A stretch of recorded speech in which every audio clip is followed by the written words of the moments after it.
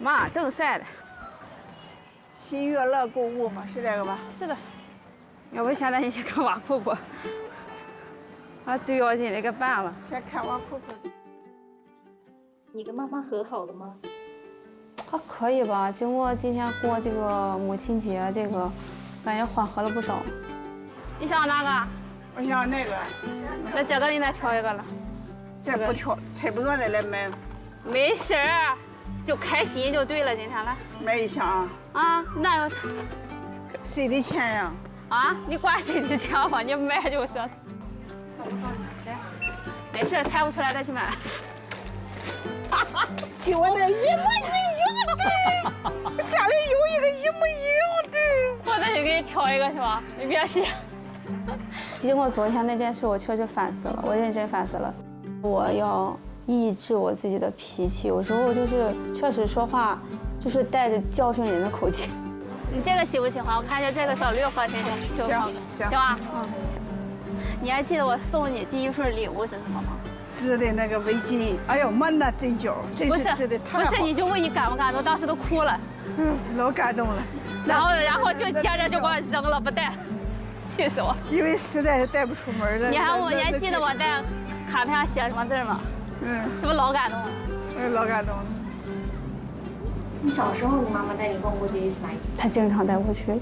那个时候临沂有那种服装批发市场，然后那里边卖的衣服也不贵，还可以尽情的砍价。我妈特别享受砍价的这个过程。这个也好看，你看，哎，是吧？哎，这啦都是，来。那个时候她逛街特别的有意义，她带着我那一家挨一家带逛。我说，妈，我不行了，我要回去了。不行，我妈说必须得逛，必须得买到满意的衣服为止。她就乐此不疲的逛。来，这镜子，来镜子照，挺好看，适合她。小鹿给你过母亲节开心吗？挺好的，就是，但是花钱也挺心疼的。我给你买上搭配的鞋呗，一套。就在咱一进门那块儿。我直接上那个店给你买一双。他一边花钱，我一边想，我说妈，你这花谁的钱呀？不都是我给你的吗？这种鞋多少钱？90几啊？99。他说啊，你的钱已经给我了，就是我的，你怎么就还觉得还是你的钱呢？我说妈呀，花完了我不还得给吗？少辣，没有小时候的味道了。转过去了，6块钱。其实仪式感不重要，买东西也不重要，但是因为昨天晚上我们吵架了嘛，他既然又那么在乎，又特意的为你准备那些心意，那我就做一个特别配合的，情绪价值给的足的一个妈妈吧。你要再累，来搭着我。毕竟离人群好近，店量好近。行，咱回酒店休息行吗？下午咱也不能去马铃山了。你不去了。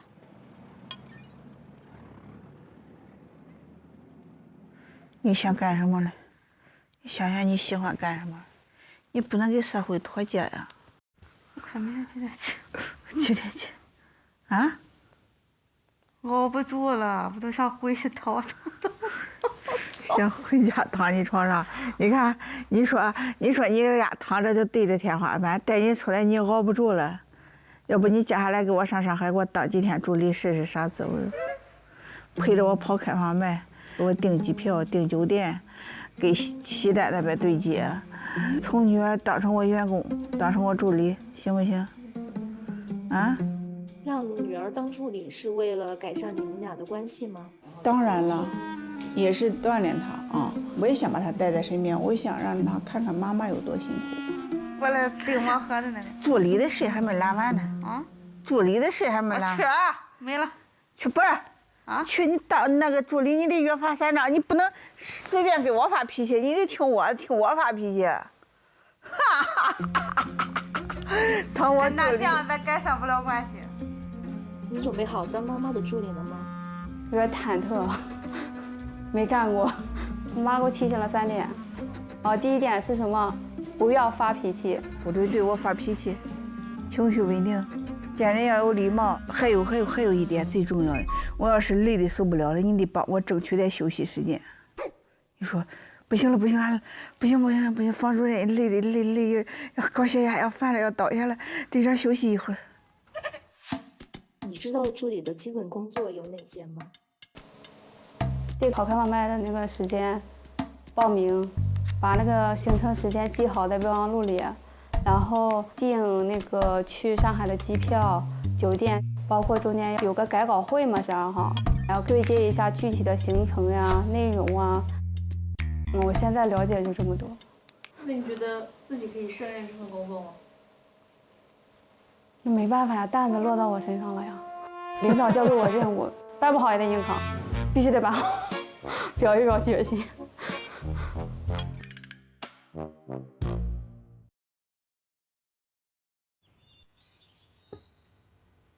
看一下，检查一下没有漏的东西。检查一遍。感谢你的邵助理了。感谢我的陆助理。哎呀妈呀，幸亏检查一遍，万一走。那个小陆助理。今天就正式上岗啊？对，主任。是的，满意你的那个小陆助理。连妈都不喊，妈还是喊妈吧。不是真实吗？喊妈容易。我不能给那个助理失去个女儿，你还是得喊妈。你一会儿到上海了，不能喊。你就吃点青菜，我得监督你。黄瓜能吃。就是他一直有高血压，肾有囊肿，肠有息肉，现在又做了胃肠2个手术。我必须得注意这些。怎么又夹了个土豆啊？谁让你夹虾呢？拿着去。这难事你懂啥呀？来找一下东西。找啥呢？平板。平板在这个里，不挡，太沉。你不是要用吗？哎呦，你拿吧。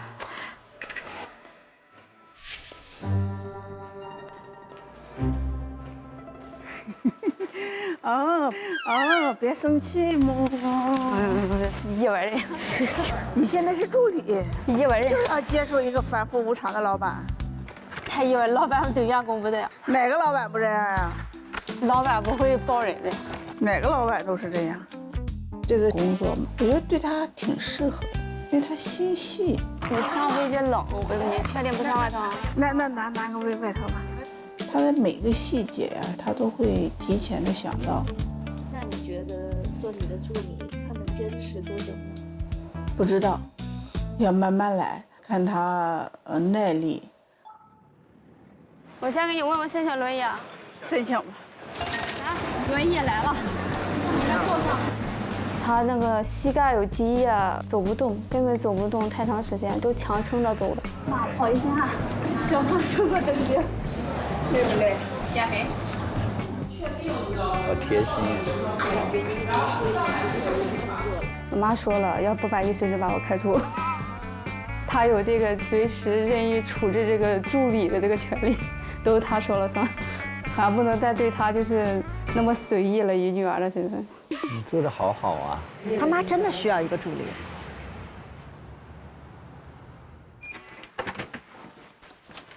1、2、3，哎，我掉了。休息一会儿。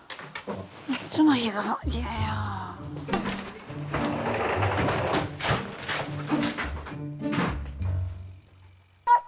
开不开空调？你热你就开啊？你热你就开。我不照顾你，你也不能够开啊。我想收拾行李。来，找妈说。要。来，冲点水。拿蛋白粉呢？拿烧水壶。然后打那个电话，让他多送几瓶水来。哎，你好，给送几瓶水到611房间来。抽纸呢，宝贝儿。抽纸来了。你有牙线吗？给我一根。有，你跟我在一起根本不用担心湿巾、纸巾、牙线的问题。咱先合计一下几点去吧，咱先把行程对一下。你看是这个地方吗？刚看完。那咱就2点20下楼是吗？你是第一次陪妈妈出来工作吗？对。我妈这个工作感觉时间是连着的，慢点就很辛苦。你下去睡会儿吧，要不到你了，我叫你。年纪大了嘛，没那个精力，身体也不行了。站立的时间不能太长，也不能走太长时间的路。他其实都是硬扛的，看今天就有点不成劲儿了。这个屋是吧？在这等了。你平时对妈妈的工作关注的多吗？去年我就老刷那个开放麦 report 嘛，然后今年我也刷了，然后只要是关于就是夸我妈都会点赞，但我有一点点自己的小心思，说我妈不好，我会悄悄的给她屏蔽掉，我也不举报她了。我就希望对我妈这个年纪的人，她能多一点包容，因为毕竟50多了嘛。希望人家包容，你怎么不知道包容？咱们今天结束了吧？结束了。回去了。歇会儿呗。歇会儿。你说歇会儿我捋捋，乱死了。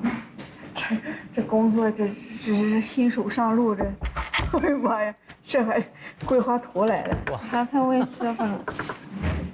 我今晚上能赶上开放麦。去啊？去呗，去喜剧联合国，我觉得能赶上。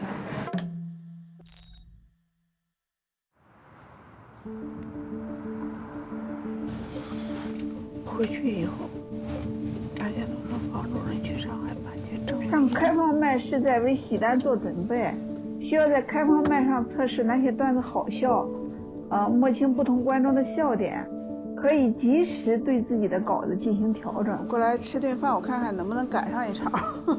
还要在开放麦里不断调整自己的表演节奏、语气，所以一定要抓紧时间多跑几场。大家好，我是房主任。没想到你们开盲盒开个大的啊，开个今晚上岁数最大的。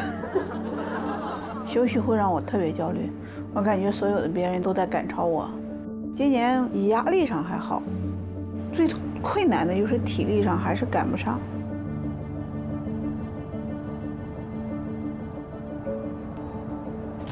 哎呀，掉了，睡着了。哎呦喂，摔坏了。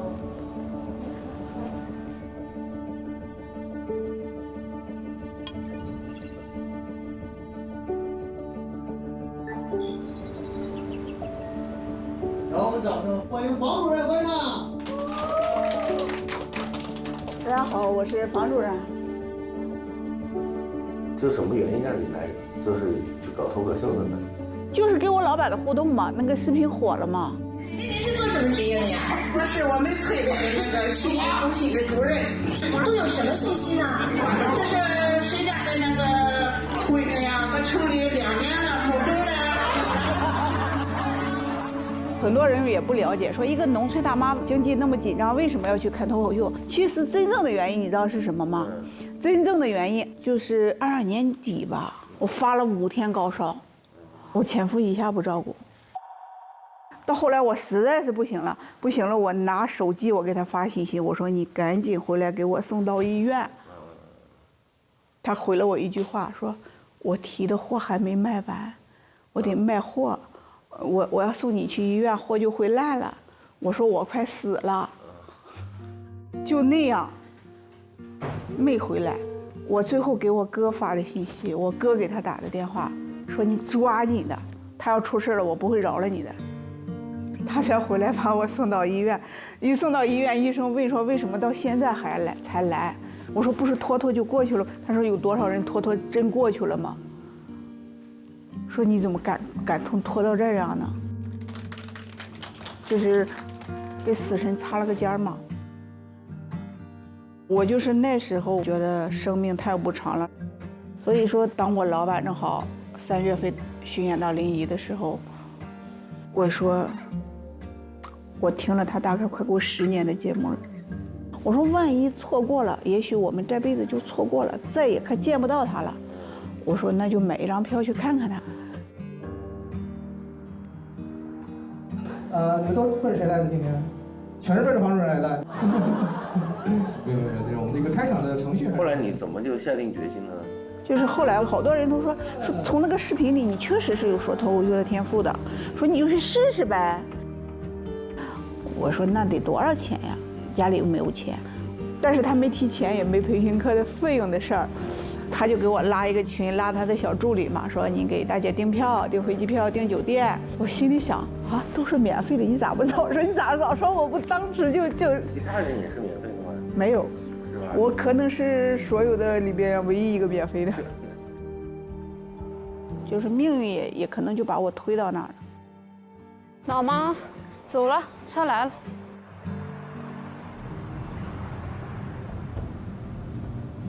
我们还有多少分钟能到？快了，快了。那就刚才那个红绿灯时间太长了。我前面还一个人，台上还一个人，我前面还一个人。走快两步，我给你拖东西。下。慢点。看着挺和谐的哈。做得很好哎。左边。按电梯。好。一会儿你先接康天了吧？康天下一个，然后先洗。好，就几个观众了。10几个还是哪个？比上一场还少，怎么够啊？你最开始在那种小剧场讲的什么题材？在聊题材的时候，我说我想写前夫，然后我们家有个编剧就直接给我毙了。他说谁观众花钱来他是来开心的，谁愿意听一个老太太在这里诉苦呢？你不把场子就完全搞凉了吗？哈。那回去我想了想，我来说这个玩意，我就想说出来，让大家知道，把我委屈说出来。我欢迎房主任，欢迎他。然后我就写，你不让我写，我就偷偷的写。我可能今天写了600字，写了1000字，有一个梗观众笑了，那我就把这一个地方记下来，留下来，我再换一个角度去写。写过2000字、3000字，就留那一个梗。观众一边哭一边说：“啊，没想到你以前过得那么不好。”我说：“我只是离婚了，我又不是离世了。”你那时候过得怎么样？当时是也上不了商演，每天的时候讲完开放麦，自己就背着个包往宿舍走，就是那种孤独感，一个人，孩子在家里了，一个人在异乡。当时每天都在一边走路一边听岳云鹏唱的那个《西楼儿女》嘛，一边掉眼泪。就当时也曾想过，我这辈子有没有像岳云鹏一样，能够释怀，我也能衣锦还乡。谢谢大家，我是房主任。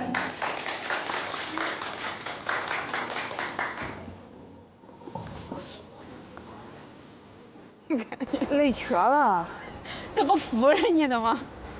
走，赶场赶紧走。然后24年5月的最后一天，我站到了商演的舞台上。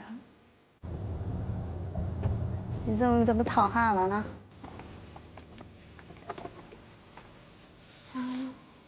然后25年的4月8号，喜剧之王给我建的那个群那天正式通知我去改稿，我就特意回老家，回到我哥家。我说哥，我要上电视了。我说能讲火，我说我就能把命运，我从此我就改命了。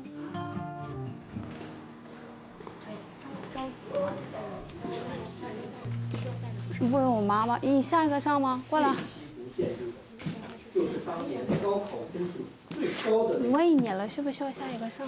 行，还有一场。坐这等会儿。谢谢。又是人非常少。什么？又是人非常少。你这是在怨我吗？没有，我没怨你，我就说陈述事实，怎么能怨你呢？为了多跑一场。你以后就提前跟我说人多还是人少，行不行？好。我又不知道他哪个是新开的。小鹿这2天的助理工作你还满意吗？作为一个新人做助理来说，他适应能力啊，干什么都挺快的，都挺好的。但是唯一不好的地方，我好像感觉到他累了，又有点情绪了。哎，你给的这个定位他根本找不到的。找不到啊？这不是为难我吗？我又没来过，这一会儿这个门一会儿那个门，把我都整晕了。作为一个助理，你这时候你不能生气，把情绪挂在脸上，生气不能解决任何问题。那这上哪去了？这是？你这边儿这上哪去了？这不对，上健身房来了。你别给我说话，一会儿把我整烦了我就发火了。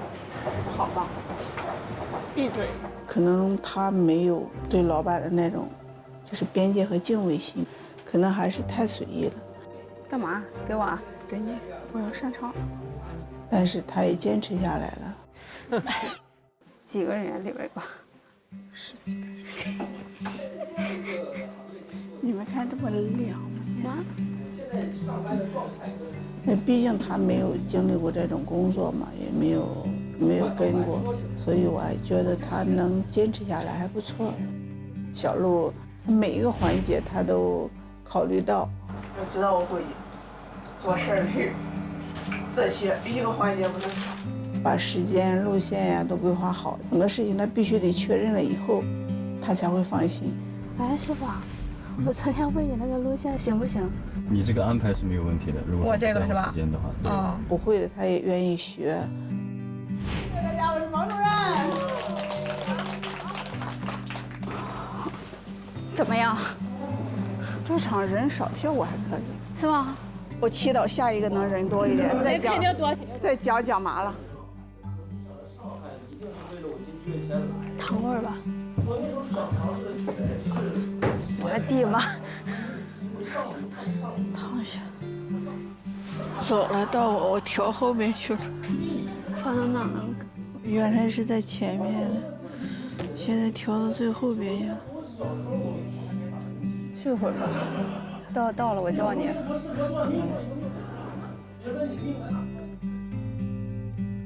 经过这2天的相处，你觉得你更能理解他的工作？算是了吧，因为那个开放麦今天确实非常非常累，他会不停地赶。平时说像我妈，甚至为了能多赶一场，她都骑的共享单车去。开放麦的行程的话，确实非常辛苦。要像以前，我甚至都会让我妈一直背着包，我都不会背的包。但我一想，那么累了，我背着，给她背就给她背着吧。下一位房主任。大家好，我是房主任。我妈对我就是多了一点那个叫啥耐心。我以前我有说过她，我说你戴着耳机老不回应我，她现在就是我说好几次她会把耳机摘下来了。我确实比沈阳那个生活弄得好啊，是吧？他消费高，还说哎，闽南也很可爱，都在那。这一天你感受咋样？生产这个驴都没这么干干，生产这个驴也没这么干，这小边抽着跑。哎呀，我的腿疼啊！没事，明天轻松了。谢谢大家，我是房主任。我妈给累的，我感觉都在路上都睁不开眼了。但是明天的行程，我看那个跟大叔约会。大叔还得给大叔约会，然后据我的猜测，行程应该是挺满的，因为大叔是一个比较细致的人。神秘嘉宾，赶紧录下一集吧。挺幽默，挺风趣那种。听说是你给他介绍的。对，就是通过这次约会安排，就体验一下，也能接触一些就是怎么说同年龄的一些男性，看看就是真正的高质量男性是什么样子的。这个大叔我感觉人还挺好的。你觉得能打高？给大叔打个8.5吧。能这么高吗？这还高啊！我都想打9分，我觉得话不能说太满。妈妈，我觉得现在你找对象，得找身体健康的，不能找就一身病。咱在买药上面能省不少钱，你觉得呢？哎呦，我觉得还是得找一个喜欢的。再说那这个岁数哪有几个不吃点药的？再说现在我都在美团自营大药房上买药，买那个我那几款原眼药。哦，平台还有优惠，我看看。找药也很方便，你看啊。看病买药，扫一下啊。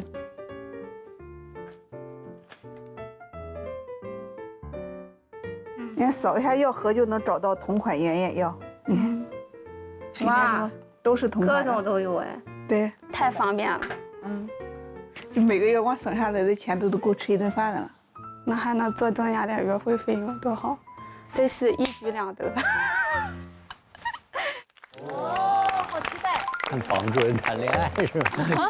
小鹿大叔谁介绍的呀？我那个通过就是微介所，然后找资料，然后微信聊嘛。是你挑的头啊？对。哇，好厉害！我们期待看下一期了。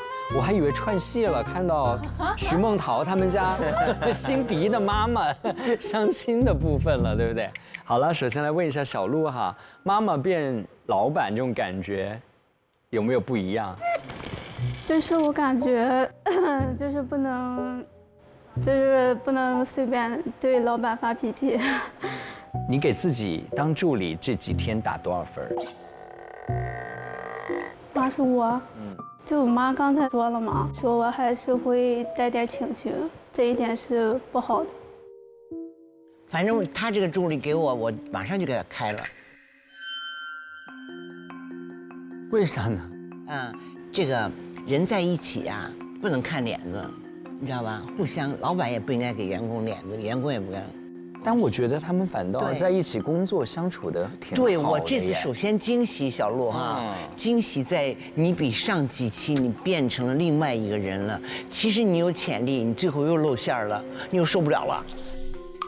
李冰老师，我理解你，我觉得我们对老人哈不一定要孝顺，但是一定要孝敬，因为观念不同，可能老一辈的可能就说这件事，你不一定要顺着他做，但是要敬。从心里面要有这个对老人的这种敬佩，然后尊敬，这个是应该有的。因为我是看到了一个进步，对。因为就是作为雇佣关系来说，从母女然后变成了这个老板跟助理的关系，但我觉得至少他们两个人不是在针锋相对。就是还是会有一些可以在帮助跟背后，但是关心，不是由衷的去这样做。但我觉得什么事儿都得有一个，就不能咵一下子就变了，总要有一个循序渐进的一个场景，让双方可以互相面对自己看不到的那一面。对，就是你彼此得有一些可以看到对方的好的，哪怕就从那个封闭的那个家里关着门窗的那个场里面拉出来透口气，你们俩都需要透口气，真的。其实刚刚我们大家都在讨论，这次小鹿当助理，我觉得小鹿最大感受，因为父母的这个工作是非常辛苦的，但是我真的跟他搞不到一起去。好，那现在这个社会，其实我们大家都应该要去接受，我跟我父母的关系就是相处的不好，我就是不能住在一起，我不能说话，说话我就吵，但是我承认他是我的父母，他有事情我一定会管，这样的人大量的存在。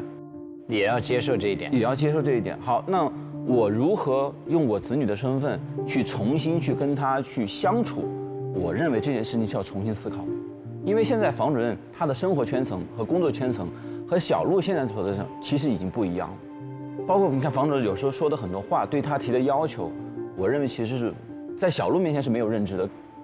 所以我觉得这个环节上，可能大家更多的。可能要跳出子女这个身份去看他对他的要求，可能子女在这个时候要重新来看，怎么做才是一个好子女，其实是不一样。房主任核心的问题就是希望女儿能够工作，能够独立站起来，甚至走出去。小鹿也不会愿意待在他妈身边。哎，小鹿，我问你件事儿啊，就咱不考虑运气，不考虑任何的外部条件，哎，你的理想生活是什么样子的？就是那些观察团有个老师说的，就是那种一成不变的生活，拿着固定工资，然后退休了有退休金，那就是我的理想生活。然后你跟妈妈是住在一起的还是不住在一起的？肯定分开啊，能结婚就结婚呗。然后有一个稳定的工作。对，因为我这个人吧，虽然你看我就是有点就是说话呀，就是有点风风火火，但是我还是比较喜欢那种。安安静静的，然后一成不变的，就是非常规律的那种。对。他有对他妈说话是刺儿，他在外面会很好。但是我真的觉得，就是人应该有一个，就我的理想是什么，然后退一步是啥，再退一步是啥。我其实没有太大的理想，说实话。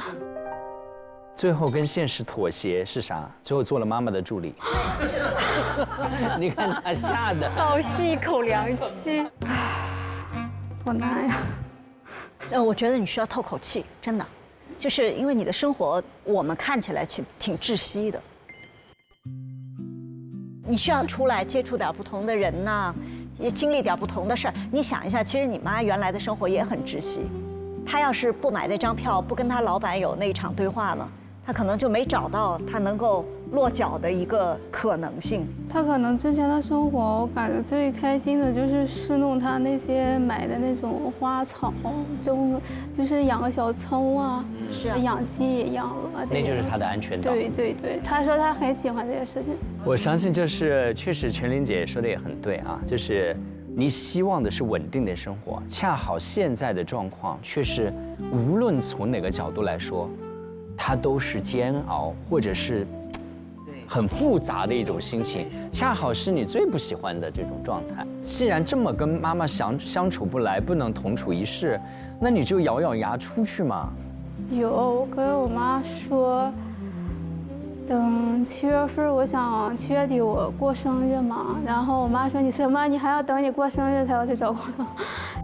然后我说我8月份，我说我去找工作。我妈问我干什么？我说干什么？反正得出去了。所以你自己过一场舒心的生日，然后好好想一想。谢谢。送上我们最衷心的祝福，活成你想要的样子，这是最重要的啊！当然，我们下一期极有可能会看到你给房主任安排的相亲，我们也期待一下，好不好？我们来看看这一期 VCR 提炼出哪些热聊的话题词。第一个吧，从我自己的角度来讲是争吵。你跟就是妈妈还是太了解了。好，我们来看看其他的朋友。哦，也是一样的。好了，今天也谢谢大家陪伴我们观察，很感谢现场所有的观察员的参与，感谢大家收看由美团买药冠名播出的爱奇艺自制综艺《姐姐当家2》。那下周同一时间我们再相聚这里，不见不散，好不好？谢谢。本节目由美团买药独家冠名播出，看病买药用美团，姐姐当家不怕难。送了一束花给你。谢谢。我给你准备了一个小礼物，好，谢谢，这是文创。我希望赶紧有个自己的家。今天有什么样的体验？挺好的，从来没有约过会。通过今天这次见面，我觉得对我来说也是个好事儿。我迈出了这个相亲的第一步，那挺好，挺圆满。来，送给我的。那这个呢？给妈妈人的。哎呀，他俩真的是很有趣的小孩。带了一天，我们两个崩溃了。我妈妈好幸福哟，有一个爱她的爸爸，还要给她过生日。你现在都还有爸爸，我现在都没爸爸了。说这些话，我从小就没爸爸。但是他去找他爸爸，你生气不？你真的想带3个娃去看一下，去看一下吗？你给我制造了一个最大难题，见他与不见他。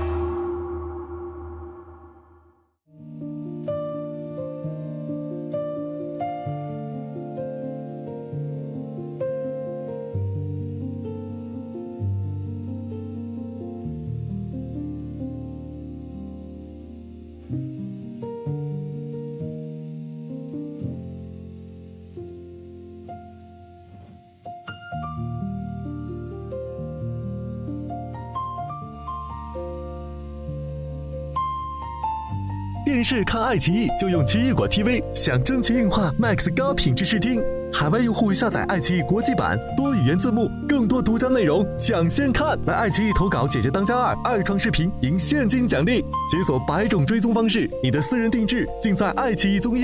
上微博参与《姐姐当家2》全民观察团点评活动，分享你的节目观后感。更多节目精彩资讯尽在新浪娱乐、微博综艺、新浪综艺，百度一下你就知道。上百度 APP 搜索《姐姐当家2》，看更多精彩内容。姐姐当家2，百度文库全能 AI 内容获取创作一站搞定。姐姐当家2，百度网盘存住你的光芒。上百度搜索《姐姐当家2》，精彩内容尽在百度百科。找工作上前程无忧51 Job， 好工作好前程。用有道词典 AI 同传，外教课堂轻松听懂，跨国会议无碍沟通。